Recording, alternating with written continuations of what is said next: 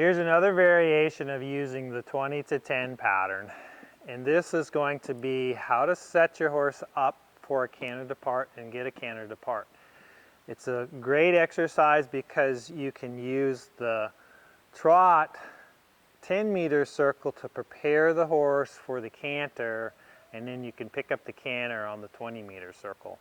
So I'm on Topper here. He's a gypsy vanner, and we've already done some warming up with him. Actually did the pinwheel pattern with them. It's a great place to get them to warm up and supple and use themselves. And so I'm just going to kind of show you how we're going to start off here is get a nice trot rhythm, and we're just going to go around and trot the pattern 20 meter, then can I pick up the 10 meter where he's following that line of travel. Really nice. He's bending through his body. And then just continue on. And so he's doing that well, but if you need to do each one of them, just play with that until that's going good. Now, I'm going to use this side over here for my canter. The reason for that is we've got the rail here to help me, and then with the camera setting there, it's just the best way you'll be able to see it. But what we're going to do is I'm going to come around the 10 meter here, and as I come to the green cone, that's where I'm going to ask for my canter depart. Oftentimes what happens is people wait until they're past that point and then they ask. They think about asking over here and then they ask past, and it's a lot easier for them not to pick up the correct lead or kind of fumble through it. Or if you do it beforehand, you have the rail to help you, and I'll show you here too. Oftentimes what we need to do is do a little leg yield, so we can leg yield into the rail, and that has the ability to help you prepare for it. So I'll just show you what that looks like here. So we're trotting around on the 10 meter here, and now I'm going to prepare for the canter, and then I'm going to ask for the canter here. I didn't that time, I'm just talking you through this. So again, I'm coming around. I'm going to shift my weight to the outside, bring my outside leg back, ask with the inside leg, and then he felt me, so I'm going to set it up and do that again. I shift my weight to the outside, my outside leg comes back, activate my inside hand, and I touch. And he didn't pick it up, so I just stay on the trot circle.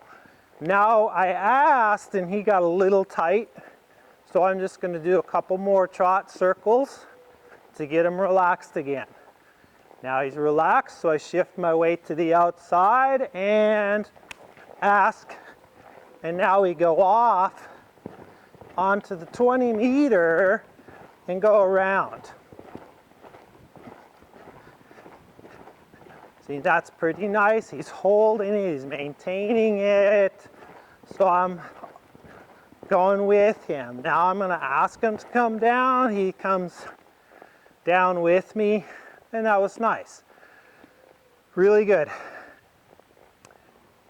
What's going to happen, oftentimes the horse is going to get worried and they might go really fast, or with a horse like this, he's more going to go, oh, I don't really think I want to. And he might canter one stride and break gait. And that's fine. If he breaks back to a trot, then you just set it up, do your trots again, come back to. I like to kind of pick one circle that you're going to use, and this one because of the fence here, and come back to it and set it up and do it again. And keep working on the depart. Right at this moment, it isn't about keeping him going for a long period of time. It's about getting a nice, clean depart. With him, he maintained the canter pretty well, but I had to get pretty firm with him with the whip for him to actually pick the canter up. So that's the other piece of this, is most of us, when we go to ask for the canter, so here, I'm right about here and I'm going to get ready to ask, is we start to clinch, we start to go forward and we grip. We get tighter, which actually clamps the horse down and it makes it harder for the horse. So I really want you to think about staying open, staying back. That's why we shift our weight slightly to the outside, one of the reasons. That holds the outside leg down, and the outside hind is the pushing leg, the first leg in the canter part to push off with, and then it frees up the inside legs to come up and through. So that's why we're kind of sitting back on the outside, opening our body, and then I'm going to touch a little with my inside leg to say, and canter off. All of that's done with the pretty soft feel. If there's no response with that, then the whip shows up. And you saw I got fairly firm with them, said, hey, pay attention to the soft, light cue. Because if I get firmer with my body, he's just going to ignore me more and more. So I'll show you that again here. So we get the trot going. And it's really important to not ask for the canter until your horse is relaxed. He's pretty nice here, so shift my weight to the outside, touch with the inside, and we go off. And that wasn't bad. So we come back. I'm going to set it up again. And actually, I was a little late there too.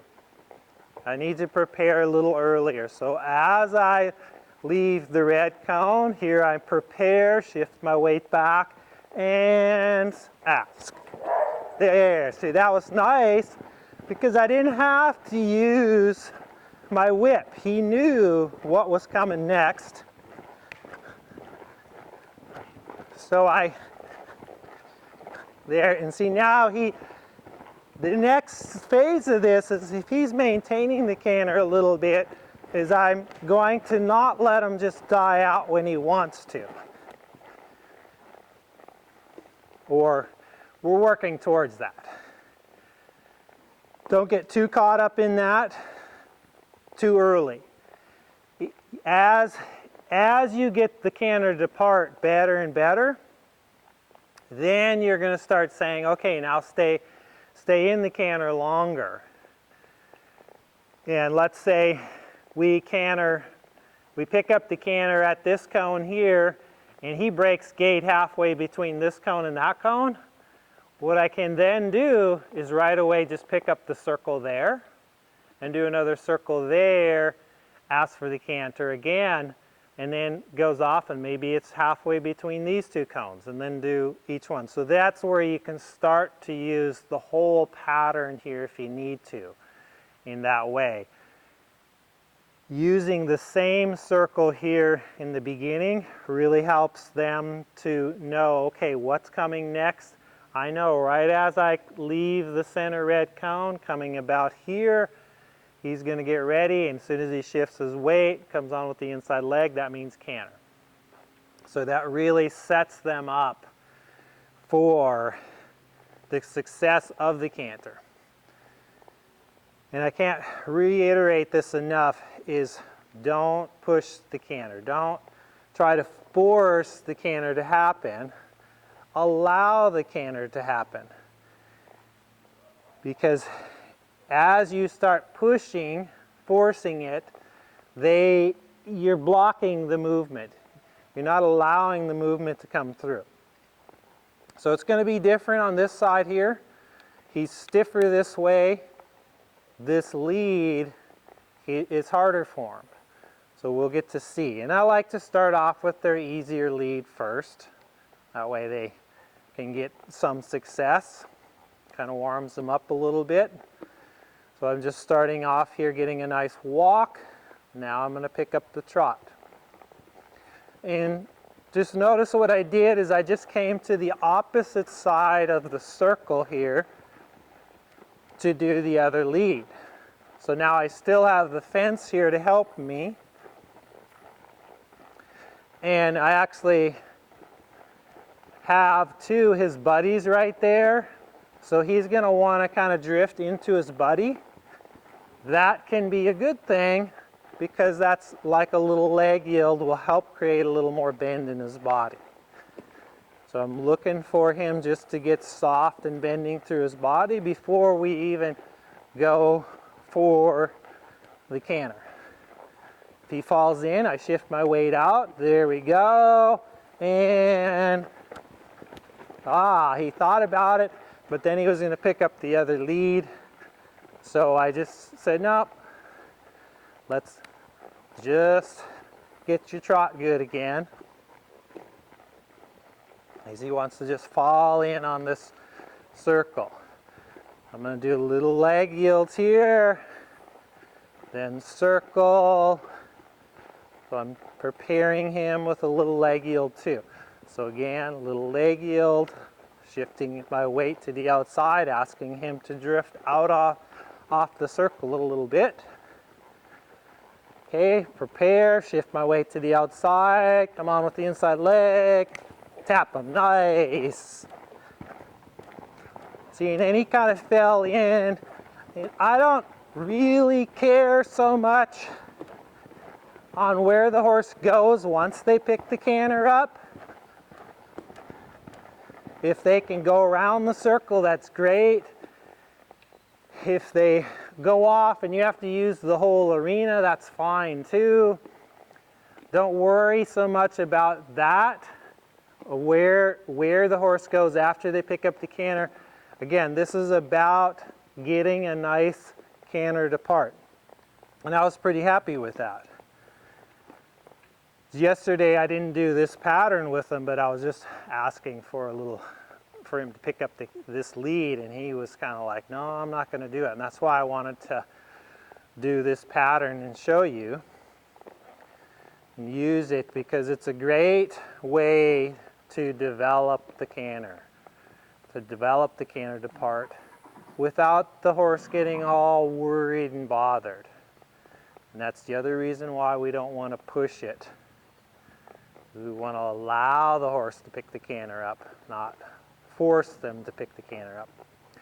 Not that I'm not insisting, like I'm getting fairly firm with the whip, insisting, hey, right here's where I want it. But if he doesn't do it, I leave it alone. Because it's easy for us to kind of push. So we ask for the canter, then we keep pushing, come on. And that oftentimes causes the horse to get faster and more out of balance. We want to get the horse in good balance before we ask for the canter. So when he picks the canter up, he'll more likely be in balance and the canter will be easier. So again, I'm just spending a few laps here, getting him to get soft, bending through his body. Play with a little leg yield here. Nice. That helps him to cross the inside leg over, get a little bend through the rib cage. Picks up the shoulder, so shift my weight out. And he just kind of died out on me, so I say, hey, let's keep going. No worries, we'll just set it up again. Shift my weight out. Come on with me, inside leg. Canter. And he's like, no. He thought about the other lead, so I just abandoned it. Come back to my pattern. Say, I'm looking for you to get soft. Come through. Bend through your body. Get soft. There we go. Shift my weight out. Leg yield a little. Get ready and canter. Nice. And there I activated the whip a couple more times. Right as he picked up the canter, just to help him say, keep going. And then he's real stiff on this side, that's why he tripped. because it's hard for him to come through his body. We'll try that again. Come around.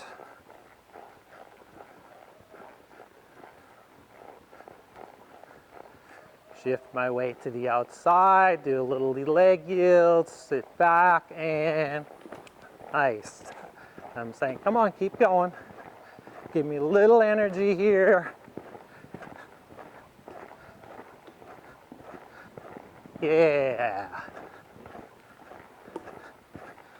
And then I'm going to transition down, come to a trot circle. And then I could ask again, but I'm not going to. That was really good for him. I'm going to give him a little break here, and then we'll do the other side one more time, because I want to see. This was his hard lead. That was a really good one there. So we'll leave that lead, and I want to see if I can get this lead here just a little bit better. So we'll give him a little break, and then we'll do that. Now, one of the tricky things with the canter and teaching the canter to part is reaching the point of no return. So every horse has that point where there's like, okay, they don't really have much more to give you. So you have to kind of find where that is. And the reason why it's tricky is because you have to push enough to get some changes, but if you push too much to the point where they really can't give you anything more, then that you've gone too far. And it's always a balancing act to trying to figure out how much that is. And so I feel like Topper here, he's got a little bit more in there. It's going to be a little bit of a push for him. He's going to have to, you know, dig a little deeper in there to get it. But I think it's in there. We gave him a little break, so that'll kind of refresh him. And if you feel like you're getting to that point of no return, then just finish on something well. Maybe it's just you get a nice trot rhythm of the 20 meter and the 10 meter, that sort of thing. It doesn't have to get perfect here the first time or two or three. Just keep developing, keep improving. Because the stronger they get, the more relaxed they get, balanced they get, the easier this is for them. So what I'm looking for Topper here is, can he get a little quieter with the cues? So I shift my weight out, come on. Nice, I really like that. That was nice. Now I'm going to transition down. I'm going to trot this circle, set it up, shift my weight out, inside leg, and ask.